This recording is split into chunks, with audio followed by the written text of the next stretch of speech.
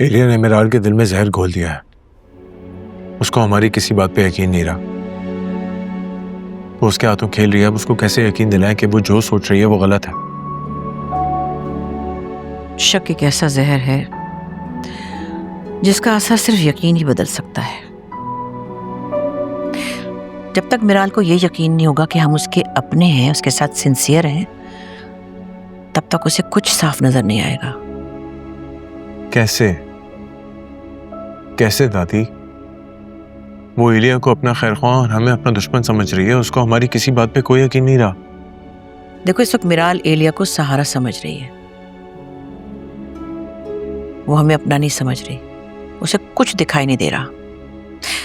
मुझे लगता है हमें उसे कुछ स्पेस देनी होगी, थोड़ी आजादी, ताकि जो कुछ है वो भी लुट जाए। अब ये लुटेगा या नहीं लुटेगा, इस जंग का हिसाब क्या करें, हम तो पहले ही हार चुके हैं। और जब तक वो हमें एलिया की नजरों से देखेगी, उसके चश्मे से देखेगी, हम उसे साफ नजर नहीं आएंगे। ठीक है, कुछ गलती उससे भी हुई, लेकिन हमसे भी हुई है पास में गलतियां, और उन गलतियों की गर्द हमारे चेहरों पे अटी हुई है। जब तक वो हमें साफ नजरों से नहीं देख सकेगी, उसकी समझ में कुछ नहीं आएगा। लेकिन मुझे लगता है कि अब हमें इस जमा तफरीक से निकलना होगा, कुछ आगे का सोचना होगा। अब क्या सोच रही हैं?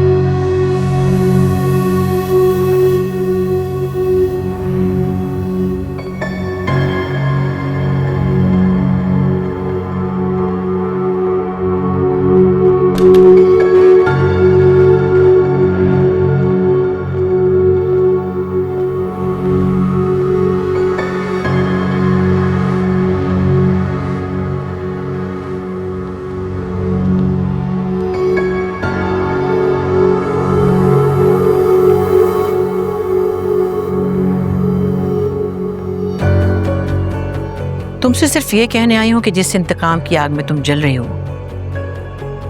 वो बेबुनियाद है। और ये बात मैं तुमसे पहली बार नहीं कर रही हूं, हाँ, लेकिन आखिरी बार जरूर कर रही हूं। इतने बड़े इंतकाम के लिए तुम्हारे कंधे बहुत कमजोर हैं। मेरा इंतकाम इतना सच्चा है कि मुझे किसी के झूठे सहारे की कोई जरूरत नहीं है। और खुदा के लिए मुझे कमजोर समझना ना छोड़ दें, बाहर आ जाएं इस गलत फहमी से, क्योंकि एक बहुत बड़ा नुकसान आपका इंतजार कर रहा है। चलो, मैं तुम्हारे लिए एक आसानी पैदा करती हूँ। एक बार मैं और अली उस जगह चले जाते हैं जहां 25 साल पहले मैंने अतिया को छोड़ा था, और तुम इस जगह आ जाओ। फिर सोचो तुम्हें क्या चाहिए, क्या करना चाहती हो, जो चाहो कर लो। तुम्हें कोई नहीं रोकेगा। बस एक छोटी सी नसीहत है। खुदा के लिए ये नसीहतों का पिटारा ना बंद कर दें। और मेरे सामने ये अच्छी बनने का ये ढोंग मत रचाया करे। मैं आपका असली चेहरा बहुत अच्छे से पहचानती।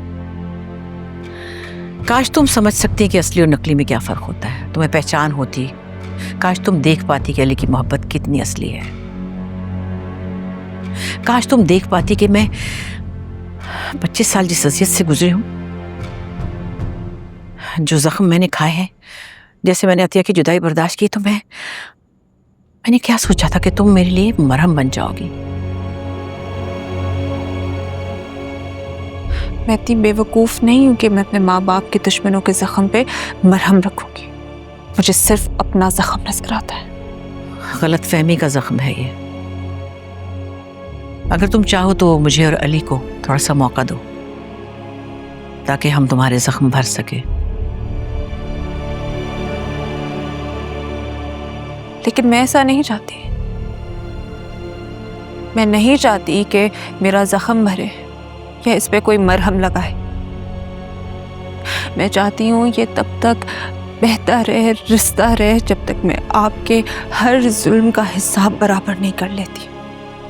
चलो, तुम्हारे लिए आसानी पैदा कर देती हूँ, तुम्हें ज्यादा तरद्दुद नहीं करना पड़ेगा। बस सिर्फ ये बता दो कि तुम्हें क्या चाहिए, तुम चाहती क्या हो। मैं आपकी जिल्लत और रुसवाई देखना चाहती।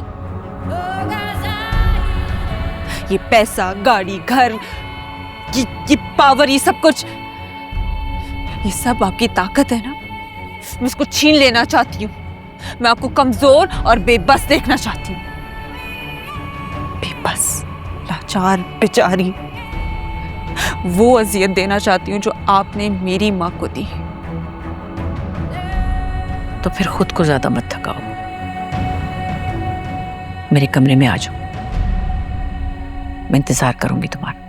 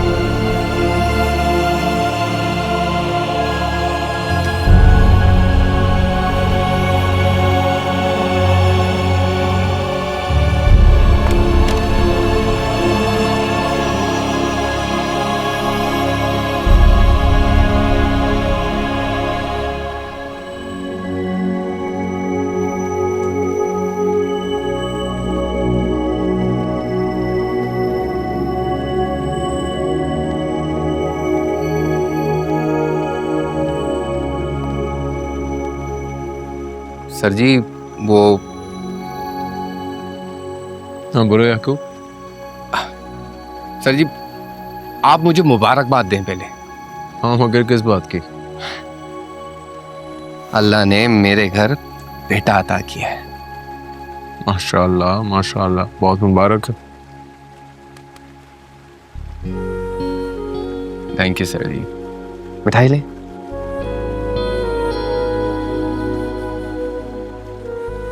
मगर तुम्हें अभी अपने बीवी और बच्चे के पास नहीं होना चाहिए? सर जी एक बार यहाँ के हालात ठीक हो जाए ना, फिर चला जाऊंगा मैं। आप और मैडम जी की सुलह हो जाए बस। मुझे नहीं लगता है तुमने अच्छा किया याकूब, सब कुछ बिगड़ सा गया तारे की तरह, कुछ हाथ में नहीं आ रहा। सर जी आप मायूस ना हो, इस गरीब का भी थोड़ा बहुत तजुर्बा है।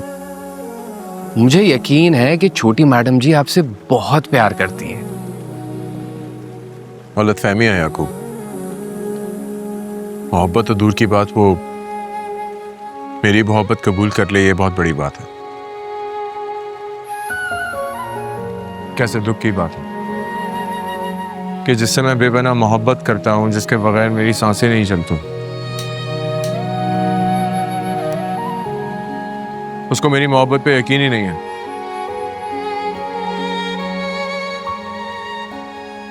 खैर शायद यही मेरा मुकद्दर है।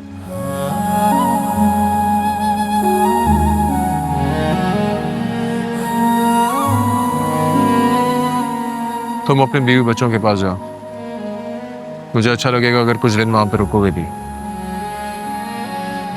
आपका कहा सर आंखों पर सर जी, आपकी कभी कोई बात नहीं टाली मैंने,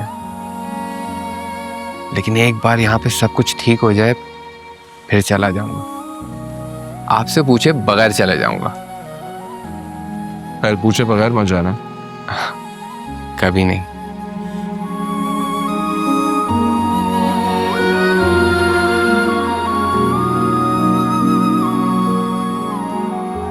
किसी भी चीज की जरूरत हो मुझे बता देना।